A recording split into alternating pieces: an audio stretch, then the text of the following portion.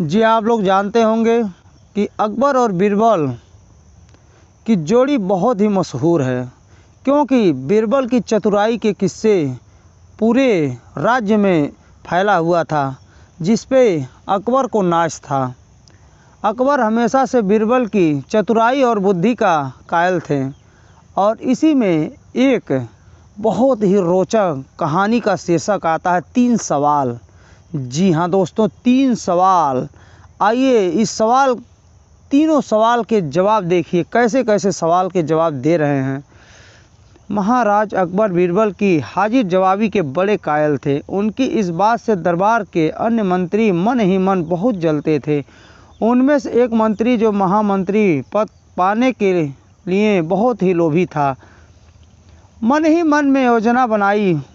उसे मालूम था कि जब तक बीरबल दरबार में मुख्य सलाहकार के रूप में हैं, उसकी यह इच्छा कभी पूरी नहीं हो सकती। एक दिन दरबार में अकबर ने बीरबल की हाजिर जवाबी की बहुत प्रशंसा की। यह सब सुनकर उस मंत्री को बहुत गुस्सा आया। उसने महाराज से कहा कि यदि बीरबल मेरे 3 सवालों का उत्तर सही सही देते हैं तो मैं उसकी बुद्धिमत्ता को स्वीकार कर लूँगा, और यदि नहीं तो इससे यह सिद्ध होता है कि वह महाराज का चापलूस है। अकबर को मालूम था कि बीरबल उसके सवालों का जवाब जरूर दे देंगे, इसलिए उन्होंने उस मंत्री की बात स्वीकार कर ली। उस मंत्री ने 3 सवाल किए। जी हाँ दोस्तों, 3 सवाल किए। पहला सवाल, आकाश में कितने तारे हैं? और दूसरा सवाल, धरती का केंद्र कहाँ है? जी हाँ, इसी के साथ तीसरा सवाल, सारे संसार में कितने स्त्री और कितने पुरुष हैं? आइए तीनों सवाल के जवाब विस्तार से सुनते हैं। अकबर ने फौरन बीरबल से इन सवालों के जवाब देने के लिए कहा और शर्त रखी कि यदि वह इनका उत्तर नहीं जानते हैं तो मुख्य सलाहकार का पद उनके लिए छोड़ना होगा।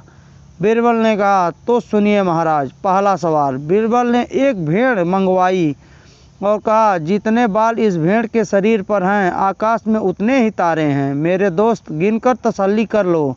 बीरबल ने मंत्री की तरफ मुस्कुराते हुए कहा। फिर दूसरा सवाल, बीरबल ने ज़मीन पर कुछ लकीरें खींची और कुछ हिसाब लगाया। फिर एक लोहे की छड़ मंगवाई गई और उसे एक जगह गाड़ दिया गया और बीरबल ने महाराज से कहा, महाराज बिल्कुल इसी जगह धरती का केंद्र है, चाहे तो आप स्वयं जांच लें। महाराज बोले, ठीक है, अब तीसरे सवाल का जवाब दो।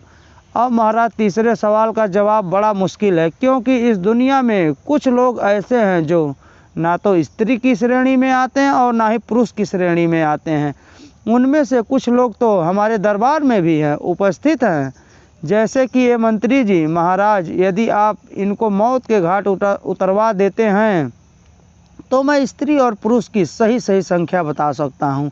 अब मंत्री जी सवालों का जवाब छोड़कर थर थर काँपने लगे। महाराज से बोले, महाराज बस बस, मुझे मेरे सवालों का जवाब मिल गया।